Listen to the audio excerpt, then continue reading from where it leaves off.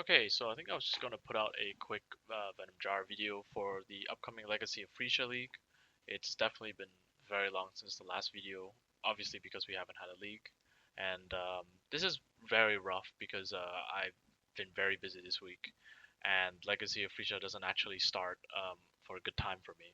So I think I'll be starting the actual game or the actual league a day late because it's like on a Friday, so I unfortunately will have to go to work. So just some things to talk about. So the one notable that everybody's been talking about, or I guess one thing that I really noticed, was that we have Awakened Forked on the Whisper, and in general, the Whisper Ascendancy wants us to build mana, or basically deck stack, and from deck stacking we gain a lot of mana, and we convert that mana into lightning damage, which gives us flat. However, actually league starting this is very difficult. So I've sort of tried to put something together that is easily digestible and has good progression. So now we're going to move on to leveling. There's going to be no gameplay footage or anything because obviously I've been very busy and I've had to theory craft this and put it together basically on a whim with my own game knowledge. There might be some crossover with another content creator or with another loadout or another shell because mana stacking is a generally very understood shell in the game. So I'm not going to claim all the mechanics in this build are mine or anything, but I'm going to say this is how I would build a character, and yeah, I'm just not going to claim like, oh, I figured this out or something. This is just something that I want to put together, and if you want to play Venom Jar, then you can play it. So I'm just gonna put a quick pros and cons list right now. So first of all, Venom Jar retains extremely good clear, especially with Awakened Fork. Um, Venom Jar is already a very good clearing skill, and with Awakened Fork built in, there's extremely good clear. So content like Legion, Breach, um, are all really easy and really fun to do. Delirium as well. Um, Second of all, it's a good mix of both clear and single target damage. It's just the way how Venom Jar shotguns. If you watch my two previous videos, I explain the mechanics there. So in general, most of the mechanics are the same for the actual skill. So the skill has both excels in clear and single target. Obviously, it's leans more into clear than single target. It's not like a mines build or a trapper or a brand build or something, but it has a acceptable single target, probably better than bows and whatnot, unless you're playing Mana Forge arrows. So the third positive is that it's deceptively tanky because outside of clear one shots, you generally can survive multiple small hits because of the way claws work and the way Venom Gyre works, where projectiles are everywhere and you gain a lot of flat life. Um, the implicits on claws allow you to get a high amount of flat life on hit, and you're hitting almost everything on your screen, so you're gonna get lots and lots of flat life gain. We will see later in the POB how large the actual leech rate is. So the recovery is very good on this build, and in general, it's not too. It's actually surprisingly tankier um, than a build that than a right side tree build and an evasion build than a traditional evasion build. And lastly, I think the build is quite easy to put together. I think it's quite cheap, um, especially with outside of mana stacking uniques, the build itself is actually quite cheap because all of it is quite easily craftable. Um, and I'll actually go through the crafting section later on.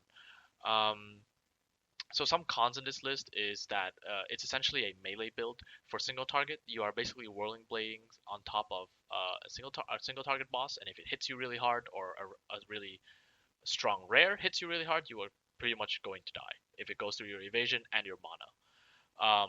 If it's a one shot, unfortunately, there's nothing you can do about it. So yeah.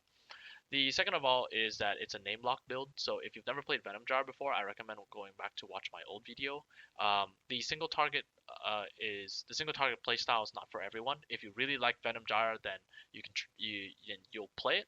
If you don't like Venom Jar because of the way name locking works, then this build is not for you.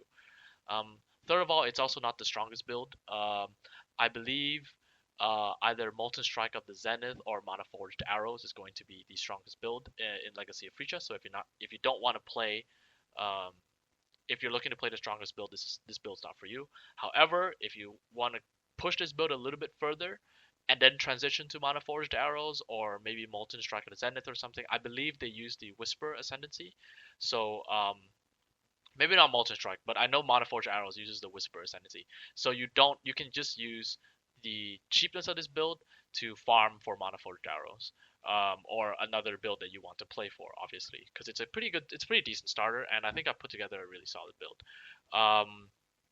And lastly, it's uh, the specific uniques could be expensive, especially because it looks like everybody wants to play this build. I don't really watch content creation in Path of Exile. I don't really have the time for it. I can't really sit down and go through endless amounts of content creator videos. But I have noticed that because Monforge Arrows has been so popular, um, and I think Palstron posted a video using um, I believe he uses similar uniques. I think he's using Legacy of the Council.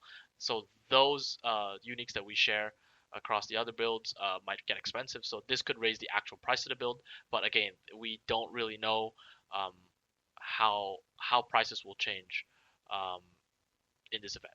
But it's a potential con. Okay, so now we're going to move on to the leveling section. So this is the initial tree for Act 5. We're going to be leveling as Frostblades, so if we go to skills here, you're going to see that we're leveling as Frostblades. I recommend you run Purity of Elements, Herald of Thunder, and Precision. The reason why is because adding added cold damage here, along with Herald of Thunder, will allow us to proc Trinity, especially if you have Lightning on your sword. We're running a two-handed sword early on, so just here, just attack speed and some Lightning. And the reason why is we want to run Precise Technique, which gives us a lot of attack damage if accuracy is higher than life.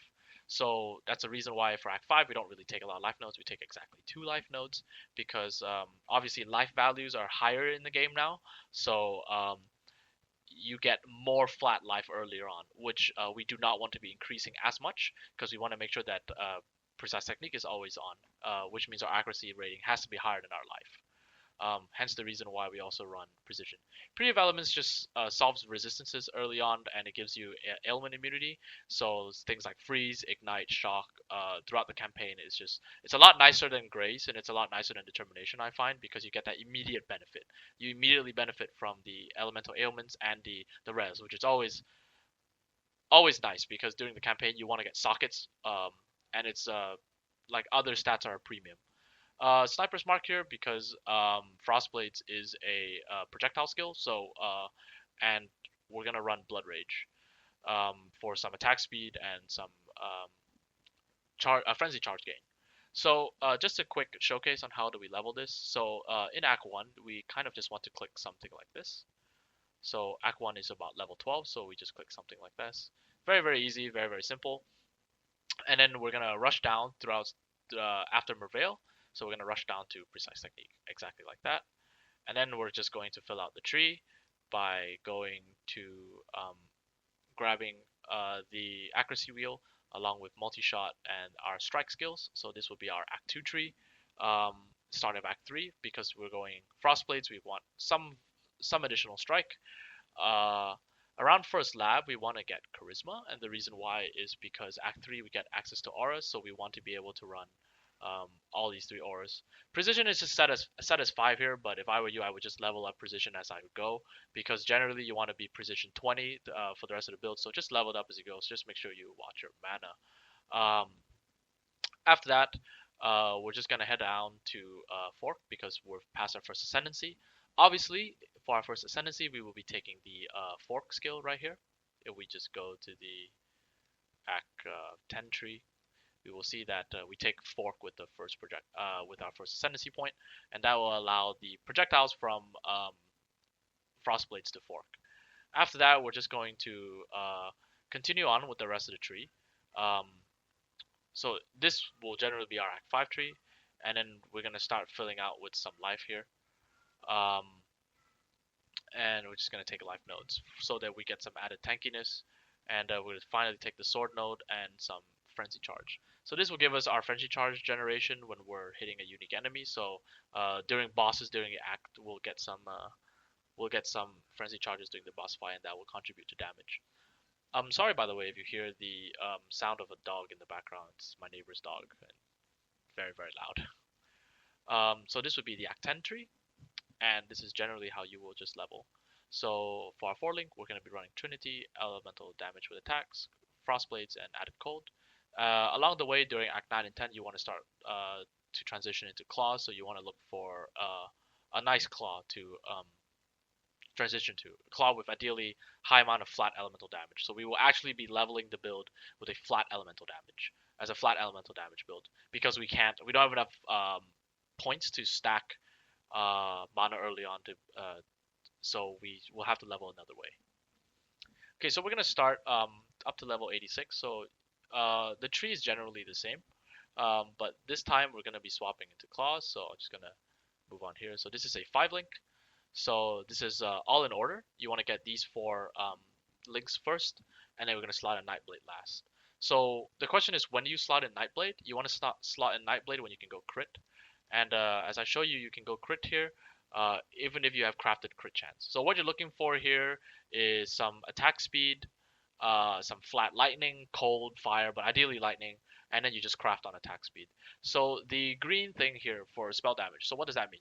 This is using a woe essence, which gives our Imperial Claw spell damage. And the reason why we want to go spell damage is because with our second and third ascendancy point, we will be going both your Mind Destroyed um, and Infinite Pursuit. So the reason why we don't actually go There's More, I will have to edit this. We're not going There's More. We're going Infinite Pursuit. So the reason why we're going Infinite Pursuit is because we're taking sorry, we're going Your Mind is Destroyed is because spell damage applies to attacks at 150% of their value. So obviously, if this is, let's say, 60% spell damage per se, it's going to be 90% increased attack. And that's going to be the reason why we want to be um, putting spell damage on our claw. It's the same reason why we're going to run these really cheap uniques called the Dodra's Tenure, and the reason why is we're going to get 150% increased attack because again, spell damage converts to attack damage at 1.5 times. Rat's Nest is just a really cheap unique that gives us both evasion, which we want, and nice crit chance and attack speed. Prison Weave just gives us good flat damage. Of course, all these uniques are not mandatory, but they are usually very cheap in League Start, like 2-3C. So if you heist before you go into the maps, or maybe you just get a few lucky chaos drops, you can buy 1 or 2 of these uniques. Obviously, they're fine if you replace them with rares, which give you both life and res, but they are very cheap, so I would recommend you to look for them. Rotgut, I'm not sure the price of it. Usually it's very cheap. All the uniques I include are very cheap, so try to get the uniques that I recommend because in general the build functions, the uniques give us more damage and more quality of life. Um, as you can see, the EHP pool is not very good, but that's because I don't inflate it. I don't take the flasks or anything. I generally flask off, and these are going to be the skills that we're going to use. Steel Skin here is going to be linked to more duration. Obviously, if I turn it on, the EHP pool is going to be higher, so I leave all that off, so I'm not padding the POB. Um, trying to be as ethical as possible. So we're gonna try. So this is generally the stats that you want on your claw. You want to slam woe essences until you hit some attack speed and some sort of flat elemental damage, and you just craft on attack. You craft on crit chance, and then you go into the King's March, and then you just get a quick enchant with the crit chance. You should be leveling King's March along the way, and I believe the crit chance runesmithing is it's very cheap. It's because it's a very low level early on enchant. So this will generally help us get to transition to crit. Um, once we transition to crit, you want to slot in Nightblade, and you want to turn off Precise Technique. If you haven't, slotted in, if you can't find a crit claw, I would keep Precise Technique on. The points may seem a little high for early league start, but remember these 2 points don't really exist. I don't really click jewels early on because frankly it's a pain in the ass to find good jewels on trade, and you probably won't have a good jewel anyways, so I just don't click jewels. These 2 obviously is for the path of building, so you're gonna have to subtract 2 from here. But in general, this is like a level 84 tree. If you go Precise Technique, you can it will be an 86 tree, but you can decide to drop these frenzy charges um, you can decide to drop these 2 frenzy charges. But in general, these 2 points will just transition over to precise technique because this is in a level 84 tree. Okay, so we're gonna move on to the actual when we actually go into mana stacking. So over here is all the useful uniques that we want.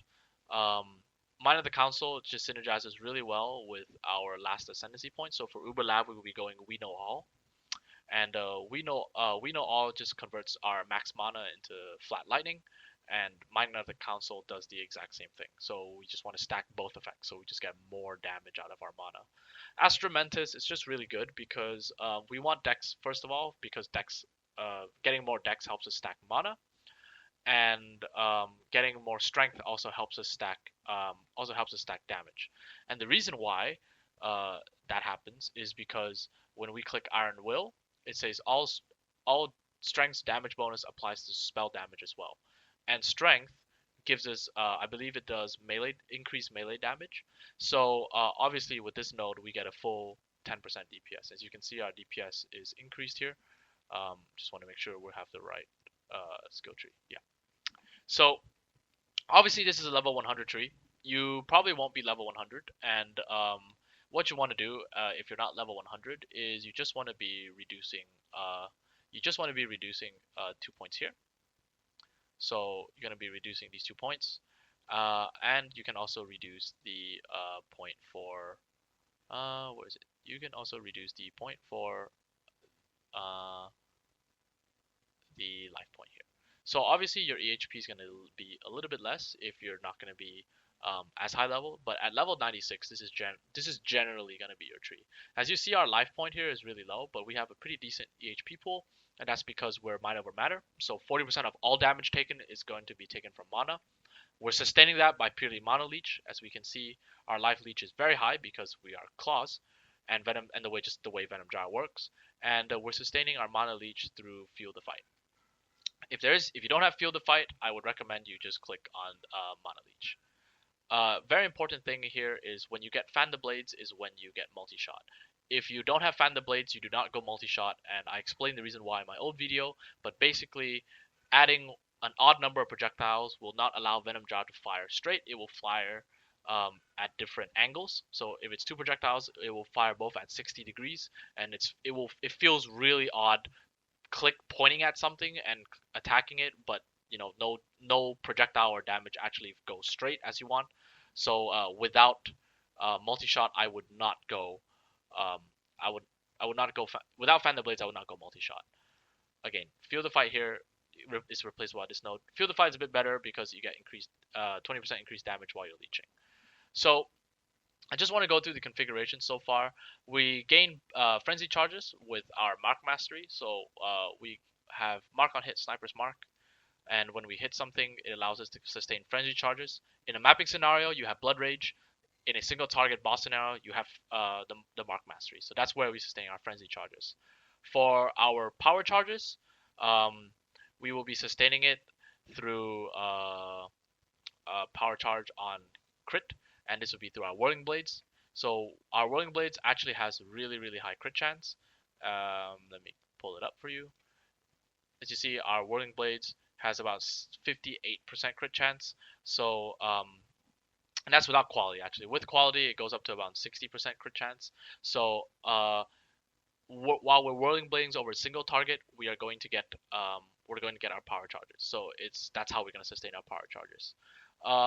Onslaught is going to be sustained by Rotgut, and Rotgut will last a long time. The reason for that is because we're going to have 3 frenzy charges, and we're always refreshing our charges because of Blood Rage.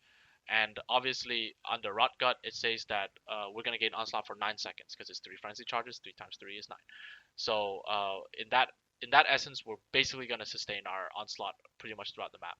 Elusive is set at average, so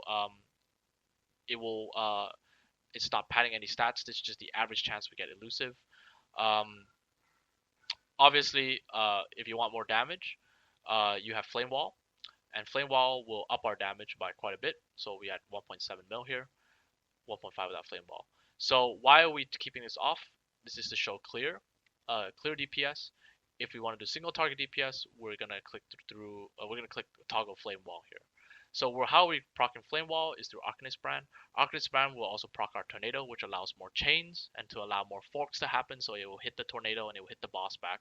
So in general, this Arcanist brand will give us very, very, very good um, single target DPS. So once you come to a boss, you just drop your Arcanist brand, and everything else is automated. So Sniper's Mark is automated mark on hit, Sigil of Power, and Arcane Cloak is linked to automation. So we're immediately going to get that automated. So it's very, very nice and easy. Blood Rage should already be on. And all you're doing basically is stacking your Venom Gyre blades, whirling bladings over the top of the boss, while Arcanist Brand procs Flame Wall and Tornado, and that's where you're going to get this. Obviously, I'm going to turn this off because I don't want to pad the pop DPS. As you can see here, the DPS is about 14 mil. The reason for that is because Venom Gyre is multiplied by 9 because of the shotgun mechanic, which I explained in my first and second video. So if you want to understand how that works, just go back and watch them, but I'm not going to explain it here. This video is already long enough. It's just sort of me rambling. But you can shotgun the boss about 9 times with about 9 blades. So this is in general how much burst damage we get for each whirling blades over the boss. Shock is set at 15. Obviously, if we're critting, we're hitting harder. The shock will be higher. But messing with the shock values any higher can be seen as damage padding. So I'm just gonna leave it as that. One last thing is that enemies will be bleeding, and the reason why is because this is a 10% chance to cause bleeding. This is another 10% chance, and so 1 out of every 5 hits will cause enemies to bleed. Obviously, in a boss scenario, if you're gonna hit them 9 times, this will pretty much happen because 1 in 5 hits should bleed the boss. If you're hitting him 9 times, basically you're guaranteed to bleed the boss. And by doing that, because bosses damage against bleeding enemies will result in more crit and chance and crit multiplier, this damage is going to go up. Obviously, I'm going to have this turned off because when we hit enemies in a clearing scenario, they may not always be bleeding. So again, that's just padding the damage, but you can toggle that here and you can toggle the flame wall in a purely single target scenario. But I'm trying to be about as ethical as I can here. I generally like to leave the Pantheon gods alone. And the reason why I want to leave the Pantheon gods alone is because it depends on what you want to do. For example, again, we don't really have an Atlas tree, but let's say idols let us do something like give us like Wrath of the Cosmos, for example. You will obviously want Burning Ground immunity. If you're bossing, you might be doing something like um, something like Soul of Solaris. If you're mapping, you might do something like Soul of Lunaris. So I don't really like to select anything. I just give that flexible option to you. One last thing with ailment immunity, we are using Cyclopean Coil, and Cyclopean Coil gives us different ailment immunities, and it's the reason why in this configuration I add +1 intelligence. So try to get at least one more intelligence roll on one of your suffixes, and for that reason is so that intelligence is higher than strength, and by doing that it allows us to both be freeze immune and shock immune, which are two of the most deadliest ailments. Ignite immunity is generally quite fixable, um, normally because you can either just tank the ignite damage and just regen it through with Venom Gyre, or you just put on a flask if you're not running a bleed flask or something. So ignite is generally not as bad as like shock or freeze. So it will have to do. Obviously, there are other ways for you to solve it using Ancestral Vision and using Spell Suppress Cap and all that, but I'll leave that up to you. Lastly, a Watcher's Eye. It's a 1-mod Watcher's Eye. We're running Precision and Vitality as our auras. Obviously, just get a singular crit multi Precision Watcher's Eye. If you want to get more, that's good, but I'm not going to make something extremely expensive or extremely unobtainable. Generally, most of these things I think are very obtainable. How you craft most of the stuff, or what are the stats you want, I've titled them. These are generally really, really important to get, and I don't think it's that hard to craft any of this stuff. Just follow Either Google it, look it up on YouTube, or just follow what the title says, because generally most of these things are very, very simple to get. You just spam dex essences until you get high life and decent suffixes, and then you craft mana. For boots, you do the same thing. Obviously, if it says chaos frac, it means chaos fractured, so get some fractured boots. Um, if it says frac sup, it's obviously fractured suppression. You spam it with dexterity till you get decent life, and you craft mana. This is using recombinators. You can look up a recombinator guide. I'm not going to put it here. The video is quite long enough already, and I don't want to ramble more than I already am. So just look up recombinator guide, and you can basically recombinate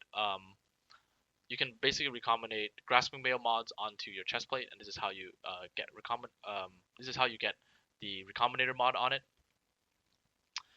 So yeah, that's in terms of gear.